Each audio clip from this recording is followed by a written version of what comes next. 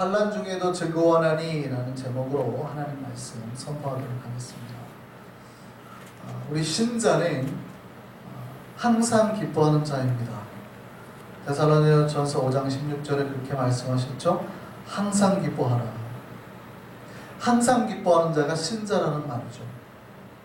물론 그 다음에도 말씀이 있습니다. 쉬지 말고 기도하라, 범사에 감사하라, 이 말씀들이 있는데, 항상 기뻐하는 자, 또 기도하는 자, 감사하는 자가 신자의 모습이라는 겁니다. 그런 사람이 신자라는 겁니다. 신자의 조건이죠. 신자의 조건. 당신이 신자는 아니냐 조건을 딱 하나님이 걸었는데 뭐 하는 사람이냐 그랬더니 때와 장소와 여러 상황을 가리지 않고 즐거워하는 사람, 기뻐하는 사람. 이게 신자의 덕목이고 자세입니다. 조건입니다. 그래서 저와 여러분이 어떤 상황에서든 현재 내 삶이 힘들든 고통스럽든 아니면 어느 때든 어느 장소든 정말 가리지 않고 기뻐하고 즐거워할 수 있는 저와 여러분 되기를 바랍니다. 여러분은 뭘로 기뻐하십니까? 뭐가 있으면 기쁘겠어요? 어떤 사람은 자기 돈 많은 걸로 기뻐하죠. 사람들 앞에 내 돈 많은 거를 자랑하면서 기뻐해요. 그 돈이 있으면 옛날에 어르신들이 그런 걸 했어요. 지갑이 두둑해야 남자가 힘이 생긴다. 그 어르신들이 경험에서 우러나는 말들이거든요. 지갑이 두둑하면 자기도 왠지 힘이 나더라는 거예요.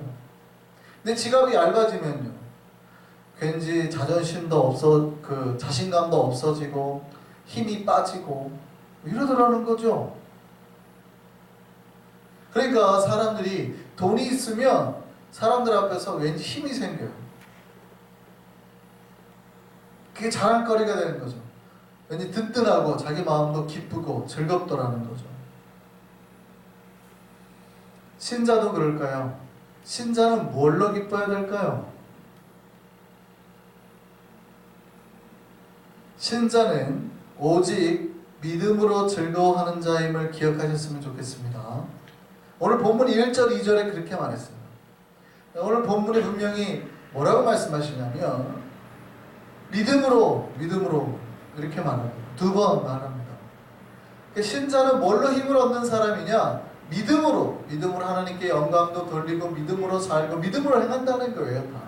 그러면 신자가 우리가 이 세상을 살 때 사람들 앞에서 당당하고 즐거워하고 자신감 있게 말할 수 있는, 세상 사람들에게 우리가 자신감 있게 말할 수 있는 게 뭐예요? 돈이 있어서가 아니에요. 우리는 믿음 있는 자이기 때문에.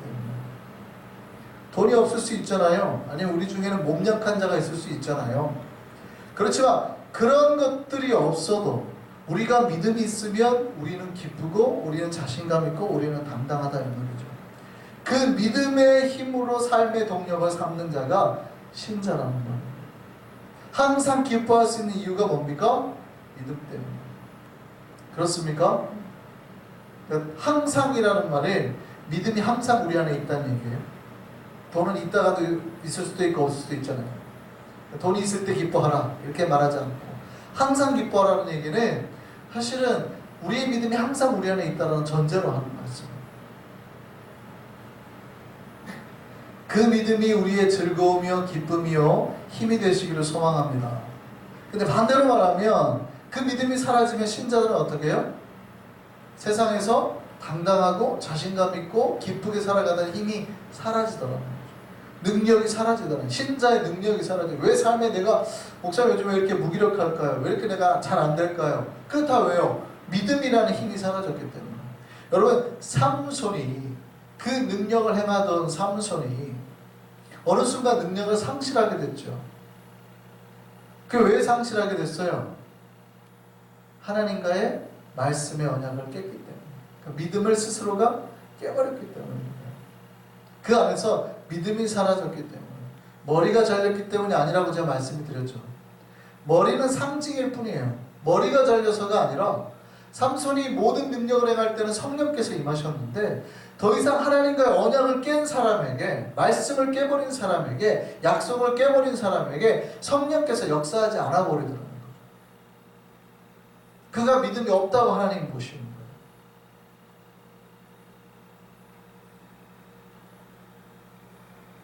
신자에게 믿음이 사라지면 마치 삼손에게 하나님의 힘이 사라졌던 것처럼 우리에도 힘이 사라져요. 신자의 힘은 믿음에서 나오는 거예요. 그럼 우리가 우리 삶에서 즐거워하고 돈이 없고 몸이 아파도 우리가 즐거워하고 기뻐하면서 살 수 있는 능력이 어디서 나온다고요? 이 믿음이라는 힘에서 나온다고요. 이 믿음이 우리에게서 사라지지 않게 하시기를 소망합니다. 근데 많은 사람들이 믿음이 사라졌는데 돈이 사라졌다고 착각해요. 믿음이 사라졌거든요, 지금. 돈이 없어서 힘들어하는 게 아니에요. 믿음이 없어서 힘들어하는 거예요. 내 삶에 언제 돈이 있었던 적이 있었어요? 그렇게 없었지. 뭐 그렇게까지 우리가 돈이 많았던 적이 별로 없었어요. 근데 뭐 힘들다 그러거든요. 그거는 돈이 없어서가 아니에요. 믿음이 사라진 거예요. 이 믿음이 우리에게서 사라지지 않게 하셨으면 좋겠습니다. 오늘 본문의 신자는 즐거워하는 자라고 말합니다. 즐거워하는 자. 근데 오늘 본문에서 말하는 즐거워하는 자의 정확한 단어의 뜻은 그 뜻이 아닙니다. 원래 즐거워하다로 번역된 헬라어는 카우코메노인데 원래는 정확하게 자랑하다는 뜻입니다. 영어로 보면 뭐 boast 이렇게 돼 있잖아요. 자랑하다예요. 자랑하는 거. 신자에게 믿음이 있으면 자랑하기 시작한다는 거예요. 하나님을 자랑하기 시작한다는 거예요. 우리가 하나님을 자랑하고 하나님을 드러낸다는 것은 그 하나님으로 인하여서 우리가 기쁘고 마음이 즐겁다는 거예요. 우리가 마음이 무거운데 하나님을 자랑할 수 없죠. 여러분이 여러분의 아내나 남편을 갖다가 만약에 자랑한다고 해보세요. 언제 그렇게 자랑할까요? 그 아내를 인해서 남편을 인해서 내 마음이 즐겁고 기쁠 때 자랑하는 거지. 관계가 안 좋아요. 근데 자랑이 나올 것 같아요? 꼬투리가 나오죠. 별로 안 좋은 꼬투리가 나오죠. 별로 이런 거죠. 그 아내나 남편으로 인해서 기쁘지 않다는 얘기예요. 즐겁지 않다는 얘기예요. 우리가 하나님을 자랑한다는 얘기는 하나님으로 인해서 우리의 마음이 기쁘고 즐겁다는 겁니다. 그래서 한글 성경이 자랑하다를 즐겁다로 번역해 놓은 거예요. 하나님을 즐거워한다. 근데 원문은 하나님을 자랑한다는 거죠. 그러면 언제 하나님을 자랑해야 되냐는 거예요. 여러분, 언제 우리 마음이 기쁘고 즐겁냐는 말이죠. 앞에서 말씀드렸다시피 세상 사람들은 자기가 하는 일이 잘 되거나 돈이 많아지거나 건강하면 즐겁죠. 그러니까 그런 일이 있으면 하나님을 자랑하고 찬양하는 거예요. 근데 그렇지 않으면요, 정반대로 일이 잘 못되거나 돈이 없거나 몸이 좀 아프면 하나님을 자랑해요? 아니더라는 거예요. 불평하고 원망하고 그렇게 되는데 왜 마음이 안 기쁘니까? 마음이 지금 내가 즐겁지 않으니까. 오늘 본문에 말하는 거예요. 신자는 달라야 된다라는 말. 신자는 달라야 된다. 언제라도 하나님을 즐거워하고 자랑할 수 있어야 된다라고 말하고 있는 겁니다. 그러니까 앞에서 믿음으로라는 말을 두 번이나 언급한 거는 믿음이 있는 신자라면 언제라도 하나님을 즐거워하고 자랑할 수 있어야 된다 이런 거죠. 오늘 본문을 보면 특별히 언제냐면 우리에게 고통과 환난이 있더라. 하나님을 즐거워하고 자랑해야 된다. 그래서 오늘 본문이 그렇게 말해요. 우리가 환난 중에도 즐거워하는 일. 환난 중에도 즐거워한다는 말에 아까 말씀을 바꿔야 된다고 그랬죠. 우리는 환난 중에도 하나님을 자랑하기에 여념이 없습니다. 이 말이죠. 하나님 앞에 불평하는 게 아니라 내 고난과 고통 중에 하나님 앞에 불평하는 게 아니라 내 고난과 고통 속에서도 하나님을 자랑한다고 내 삶이 다 그걸로 받쳐지고 있다는 거예요. 환난이 오고 고난이 오면 불평하죠. 하나님 왜 나한테 이런 거 주시는데요. 마음이 기쁘지 않으니까 자꾸 불평이 나온다. 근데 내 마음이 기쁨이 넘치니 환난 중에도 하나님을 즐거워하고 자랑하게 된다는 거죠. 신자는 환난 속에서도 마음의 기쁨을 잃지 않고 즐거워하고 수많은 사람 앞에서 하나님을 자랑하는 사람입니다. 우리가 그 하나님 앞에 이 믿음의 자랑을 할 수 있기를 소망합니다. 우리에게 좀 어려운 일이 있거나 서운한 일이 있으면 하나님을 찬양하는 것은 사라져버려요. 불평과 불만으로 가득해요. 그러면 믿음으로 사는 사람이라고 볼 수 있어요? 없어요? 없다 이 말이죠. 그러니까 우리 마음에 어려운 일이 있을 수 있지만 믿음이 있는 사람은 그 모든 상황 속에서도 주님을 바라보고 극복해낸다 이 말이에요. 우리가 언제나 그렇다라고는 못하죠. 언제나 어떻게 그렇습니까? 아니 자녀가 아픈데 막 그때 기쁘고 막 환란 이렇게 하겠습니까? 현실을 따지면 우리 가게가 안 되고 경제가 어렵고 막 지금 배가 고픈데 그때도 막 감사하고 즐겁고 그러겠습니까? 그렇다는 뜻은 아니라 그럼에도 불구하고 그런 상황 속에도 주님을 바라보고 낙심하지 말고 주님 앞에 이 믿음 흔들리지 말라 그 말씀이죠. 정말 우리가 환난 중에도 즐거워하시는 우리가 되기를 바랍니다. 그러면 말씀드릴게요. 환난 중에 하나님을 즐거워하고 자랑하는 게 쉬울까요? 어려울까요? 여러분 어려움이 닥쳤어요. 그 환난 날에 하나님을 자랑하고 또 하나님을 즐거워하는 게 쉬울까요? 어려울까요? 어려워요. 어려우니까 지금 그렇게 말하는 거예요.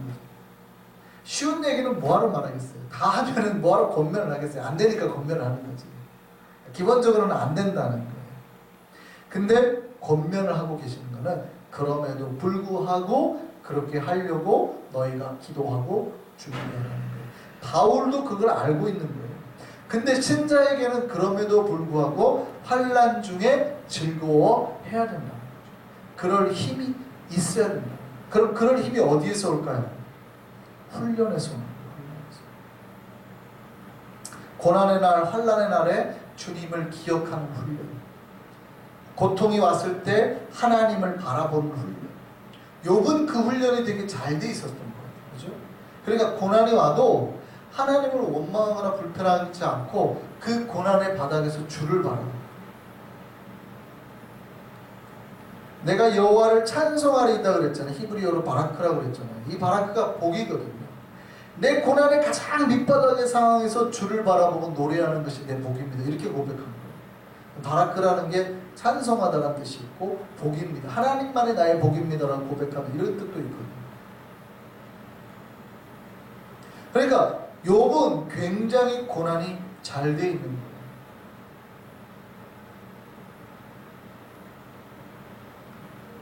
환난 날에 그럼에도 불구하고 주님을 기뻐합니다.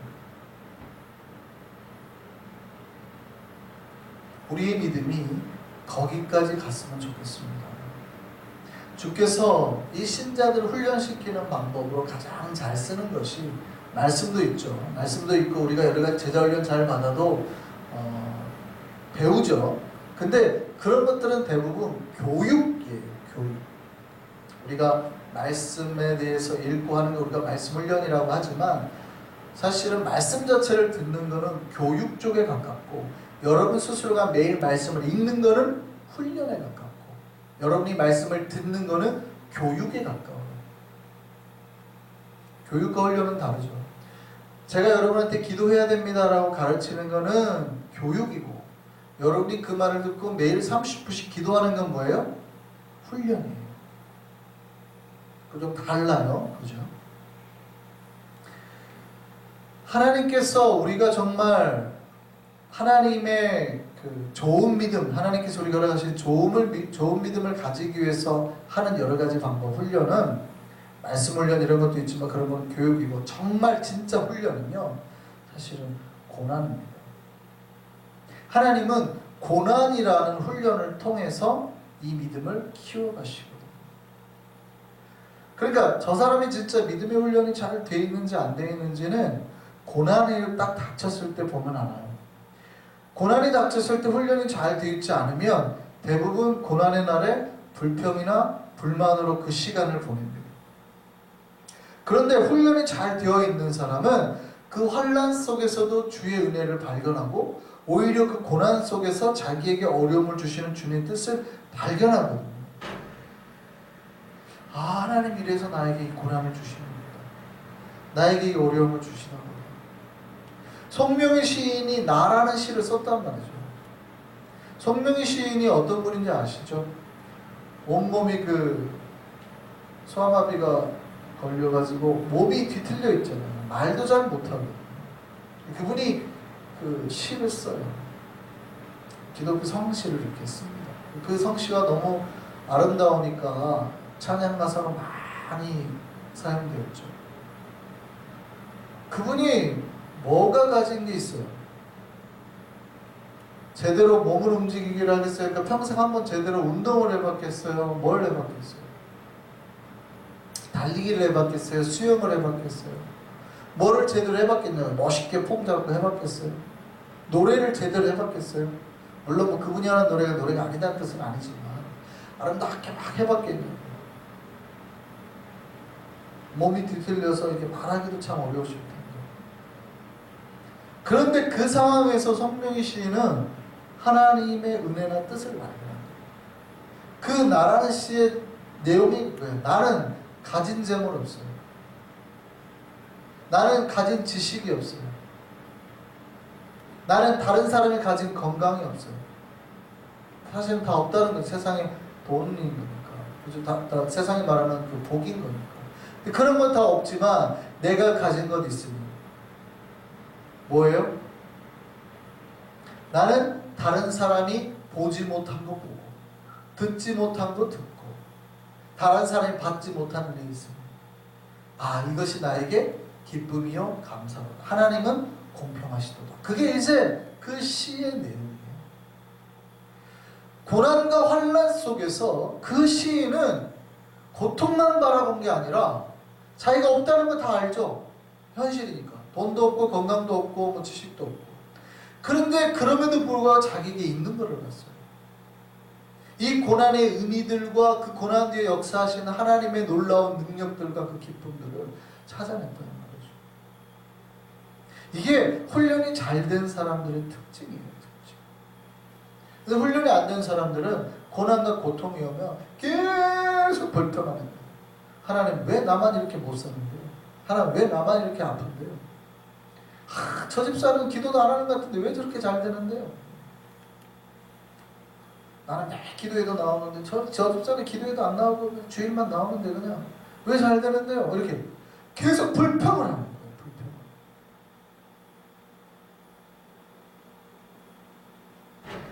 환난 날에도 주님의 뜻을 발견해야 돼요. 그러니까 훈련이 돼 있는 사람. 정호승 씨가 쓴 시 중에 내 등의 짐이라는 시가 있습니다.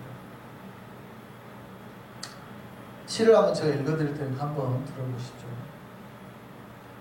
내 등에 짐이 없었다면 나는 세상을 바로 살지를 못했을 겁니다. 내 등의 짐 때문에 늘 조심하면서 바르고 성실하게 살아왔습니다. 이제 보니 내 등의 짐은 나를 바르게 살도록 한 귀한 선물이었습니다. 내 등에 짐이 없었다면 나는 사랑을 몰랐을 것입니다. 내 등에 있는 짐의 무게로 남의 고통을 느꼈고 이를 통해 사랑과 용서도 알았습니다. 이제 보니 내 등의 짐은 나에게 사랑을 가르쳐준 귀한 선물이었습니다. 내 등에 짐이 없었다면 나는 아직 미숙하게 살고 있을 것입니다. 내 등에 있는 짐의 무게가 내 삶의 무게가 되어 그것을 감당하게 하였습니다. 이제 보니 내 등의 짐은 나를 성숙시킨 귀한 선물이었습니다. 내 등에 짐이 없었다면 겸손과 소박함의 기쁨을 몰랐을 것입니다. 내 등의 짐 때문에 나는 늘 나를 낮추고 소박하게 살아왔습니다. 이제 보니 내 등의 짐은 나에게 기쁨을 전해준 귀한 선물이었습니다. 물살이 센 냇물을 건널 때는 등에 짐이 있어야 물에 휩쓸리지 않고 화물차가 언덕을 오를 때는 짐을 실어야 헛바퀴가 돌지 않듯이 내 등의 짐이 나를 불의와 안일의 물결에 휩쓸리지 않게 했으며 삶의 고개 하나하나를 잘 넘게 하였습니다. 내 나라의 짐, 가족의 짐, 직장의 짐, 이웃과의 짐, 가난의 짐, 몸이 아픈 짐, 슬픈 이별의 짐들이 내 삶을 감당하는 힘이 되어 오늘도 최선을 다하는 삶을 살게 하였습니다. 이 정호승 씨는 자기 삶의 짐이 참 많았죠. 가족도 때로는 자기에게 짐이 되고 몸이 아픈 거, 가난도 아니면 내가 겪었던 슬픈 이별도 과거에 아팠던 여러 가지 모든 것들이 사실은 짐인데 이 모든 걸 통해서 자기가 겸손해지고 주님을 알아가고 점점 더 다른 사람을 사랑할 수 있게 되는 그런 하나님의 선물임을 깨달았다는 거죠. 여러분, 하나님이 우리에게 고난을 주신 이유는 그 고난의 짐으로 우리에게 쓸어주신 게 아니라 더 성숙되고 자라고 변화되어서 하나님처럼, 예수님처럼 변화되어서 나아가는 거죠. 그래서 그 뜻을 깨달은 신자는요, 고난이 오고 환난이 오고 어려움이 오고 짐에 눌려도 그거를 고통으로 받지 아니하고 뭐 하게 돼요? 인내하게 됩니다. 그래서 오늘 본문을 보면 이렇게 말해요. 환난의 다음에 뭐가 와요? 인내를. 신자가 환난을 만났을 때, 어려움을 만났을 때, 고난을 만났을 때 하나님이 그 환난 날에 우리에게 요구하는 게 인내라는 거예요. 이 단계로 들어가라는 거예요. 쉽게 불평하거나 쉽게 막 자기 마음을 마치 자기 혼자 다 고통당하는 것처럼 하지 말고 인내를 하라는 거예요. 인내를 가진 자만이 나중에 주님의 능력을 경험하게 되거든요. 신자에게 많은 실패가 있는 이유가 인내가 없기 때문에, 조급함 때문입니다.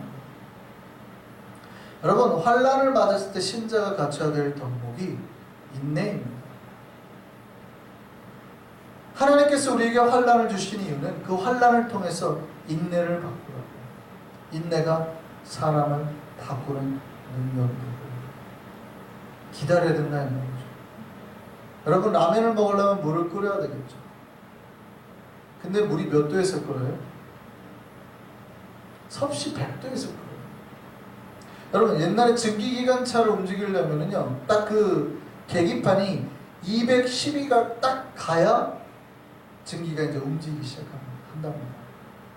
근데 놀랍게도 99도면 안 끓잖아요. 211이면 안 움직이는 거예요. 근데 그때까지는 어떻게 해요? 안 끓지만, 기관차가 안 움직이지만 그때까지는 계속 어떻게 해요? 보이지 않는 인내의 시간을 보내야 될 거 아니에요. 석탄을 떼야 되고 물을 끓여야 되고, 아니 한 2분 끓이다가 아깝네, 물도 안 끓래 하고 꺼버리면 어떻게 돼요? 물이 안 끓는 거예요. 물이 끓을 때까지는 사실 아무런 사인이 잘 안 보이죠. 물론 기포가 나중에 생깁니다만 그때까지는 참고 가야 돼요. 하나님이 때로는 어떤 역사를 일으키려고 할 때, 능력을 일으키려고 할 때, 쇳덩이 같은 증기관처럼 움직이려고 할 때는 그 전에 딱 그 210일까지 가는 기간 동안에 우리를 인내하게 하시는 거예요. 우리 삶에 능력이 나타나고 역사가 나타나려고 할 때 그 기간이 우리에게 고통스럽죠. 계속 뭔가를 쏟아 부어야 되는 것 같은 느낌이 드니까. 근데 그 기간이 뭐예요? 인내 기간. 근데 많은 신자들이 그거를, 능력을 경험해 보지 못해요. 하나님께서 우리 삶을 움직이는 그 능력을 못 경험해 본 이유가 뭐예요? 조급함 때문에.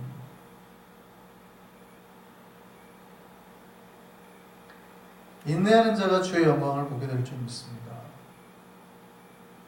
최근에 저희 아내가 저한테 약간 한 소리를 했어요.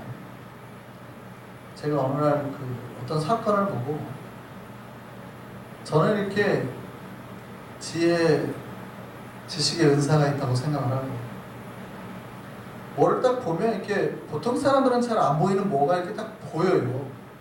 저 사람이 왜 저런 행동을 하는지가 이렇게 보여요. 그러니까 여러 가지 것들이 보여요. 저는 표정 변화도 되게 빨리 캐치를 하고. 왜냐하면 제가 옛날에 젊었을 때는 관상 공부도 좀 했지만 의학 공부를 했잖아요. 좀 그래도 그냥 곁다리로 한 거지만 사람을 보고 체질 관리도 보고 이렇게 하려면 얼굴에 대부분 다 나타나거든요. 그러니까 이렇게 딱 보면 얼굴이 붉으면 어떻고, 하얗면 어떻고, 얼굴이 흰색이면 어떻고, 푸른빛이 돌면 어떻고, 뭐 이렇게 딱 보인단 말이죠. 입술 라인이 옅으면 위가 약하고, 왜 보인단 말이죠. 그러니까 사람이 눈동자가 흔들리는 걸로 봐서 지금 신경이 어떻고, 이게 빨리 보여. 주변 상황이 한눈에 잘 들어와요. 저는 은사거든요. 은사. 저 사람이 진짜를 말한다 가짜를 말한다로 잘 알죠. 저희 아내하고 얘기를 하다가 제가 그 얘기를 하는 거예요. 저는 진짜냐 가짜냐를 가려내는 게 목사의 능력이라고 생각을 하고 그걸 딱 얘기를 하니까 저희 아내가 그러는 거예요. 참 목사가 부족하다. 뭐가 부족하냐? 그거 옳고 그름을 가려낼 수 있는 게 목사의 능력이지. 목사가 부족한 거. 알면서도 모른 척 해줘야 됩니다. 그 눈에 그게 보이더라도 모른 척 해줘야 됩니다. 사실은 그때는 제가 자존심이 있어가지고 아니다 그거는 은사다 라고 넘겼는데 한동안 저에게 굉장히 충격이었어요. 그래 내가 그런 능력이 좀 부족해 라고 이제 스스로를 돌아보게 되는 거죠. 물론 제가 그런 거를 보여도 교인들에게 막 얘기하거나 그러지는 않습니다. 잘. 근데 확실히 그 능력이 적은 건 사실입니다. 그런데 그 인내가 결국 나중에 능력이 된다는 거죠. 어떤 집사님이 이런 강정을 했어요. 옛날 이야기인데 옛날에 혹시 여러분 옛날에 연탄집에 살아보셨나요? 연탄집에서는 연탄이 꺼지면 그 멀리 좀 오랜 장시간 외출하고 돌아오면 연탄불이 꺼져버리면 집이 이제 냉방이 됩니다. 그래서 제가 어렸을 때 저희 아버지 어머님이 어딜 나가시면 반드시 저희에게 저희 형이나 저에게 저는 잘 못하니까 저희 형에게 항상 했던 것 같아요. 몇 시간 뒤에 반드시 연탄을 갈아라. 그럼 밑에 다 탔으니까 위에 거를 꺼내고 밑에 거는 그 못 쓰는 칼로 잘라내고 위에 있는 불을 넣고 새 거를 넣어가지고 이 코드를 맞춰야죠. 그래야지 이제 연탄이 자라나요. 근데 간혹 옆집에 누가 멀리 외출했다 나와 그 불이 꺼지면 어떻게 돼요? 뭘 내주는 거예요? 그 밑에 있는 그 씨불을 준단 말이죠. 그러니까 이게 두 개가 잘 붙었을 경우 밑에 있는 씨불을 주고 위에 걸 넣고 내 거를 다시 새 걸 넣는 거예요. 부잣집에만 사셔가지고 잘 모르시나 보다. 그런데 어느 날 밤에 이 양반이 잠을 자는데 갑자기 너무 추운 거예요. 너무 추워 이상하게 봤더니 자기 집에 그 있던 연탄불 하나 없어진 거예요. 이상해가지고 다시 이제 불을 피워가지고 자는데 다음날도 또 춥더래요. 너무 이상한 거죠. 도대체 누가 이런 짓을 하나. 그래서 다음날은 의심이 갔지만 누구의 소행이라고 의심은 갔지만 차마 말을 할 수 없어서 몰래 지켜봤어요. 봤더니 누가 그러냐면 자기 집에 새든 사람이 그 건너방에 새드는 아줌마가 그걸 연탄 빼가는 거예요. 그걸 다 봤죠. 그래 갑자기 속으로 생각을 했대요. 아, 뛰어나가 잡을까? 근데 자기가 교회 다니는 집사거든요. 뛰어나가 잡을까 하다가 갑자기 그렇게 잡으면 싸움이 벌어질 것 같아요. 그래서 참았대요.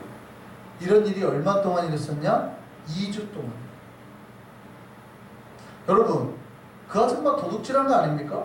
최소한 도둑질로 우리가 몰아세울 건 아니라도 하더라도 현저하게 나쁜 짓 한 거 아니에요?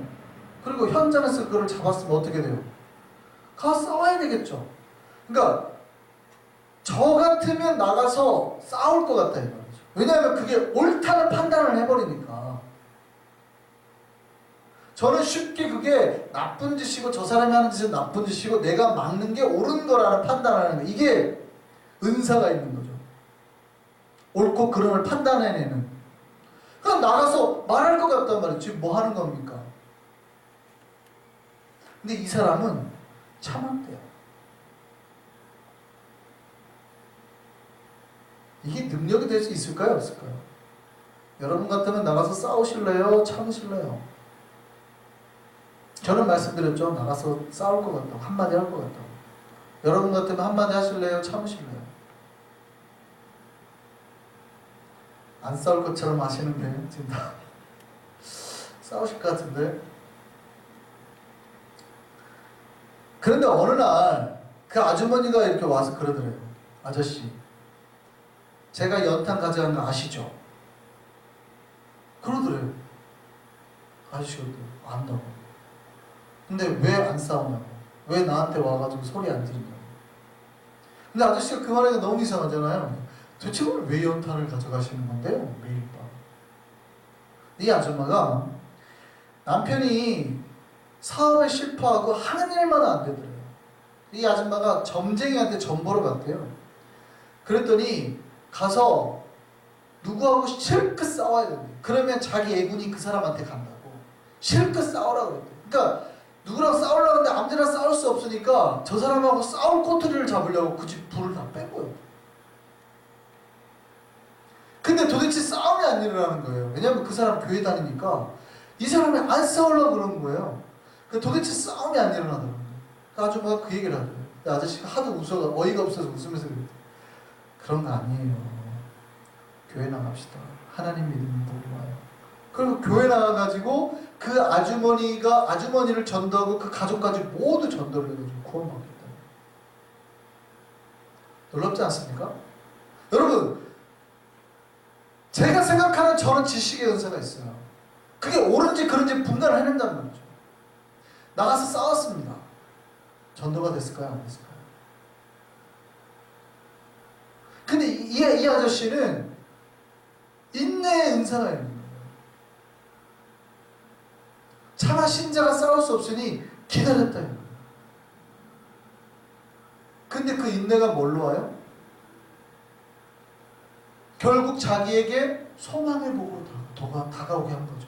그 가정을 구원해내는 복된 소망의 복으로 역사가 되는 거죠. 이게 하나님의 비법이라는 거죠. 환난이 인내가 연단이 소망의 복. 그러니까 고난의 날, 환난의 날에 신자 보고 뭐 하라는 거예요? 하나님 인내하라고. 이 인내를 통해서 하나님께서 복을 주신다. 환난이 왔을 때 많은 사람들이 쉽게 어떻게 해요? 이게 옳으니까, 자기 판단 능력은 옳으니까 가서 싸운단 말이죠. 물론 정인이 아니냐는 얘기가 다를 수 있지만 우리가 정의에서 물러서는 게 또 부정할 수 있으니까 그거냐 아니냐라고 얘기하면 좀 그렇습니다만, 내가 개인적으로 당하는 그런 손해 정도면 우리가 기다려줄 수 있어야 된다는 거죠. 어쩌면 이것이 우리에게 인내를 요구하시는, 주님께서 우리에게 인내를 요구하시는 이유일 수 있어요. 환난난 인내를 하면 그 인내가 우리를 연단시킬 것이고, 그 연단을 이룬 자는 주께서 허락하신 소망의 복에 다다르게 되는 겁니다. 지금 우리가 어느 정도에 와 있을까요? 우리가 환난날의 정도에 있습니까? 아니면 인내의 그 기간이 있습니까? 여러분, 만약에 우리가 환난날이라면 여러분에게 인내의 마음을 달라고 기도하시고, 여러분 혹시 인내 가운데 있으시다면 내가 인내를 잘 이겨낼 수 있게 해달라고 기도하십니다. 그러면 하나님 반드시 뭘로 갚으셔요? 우리를 더욱 성숙시키실 뿐만 아니라 그 뒤에 소망의 복으로 우리가 소망했던 것들에 대한 복들로 갚아주신다는 거죠.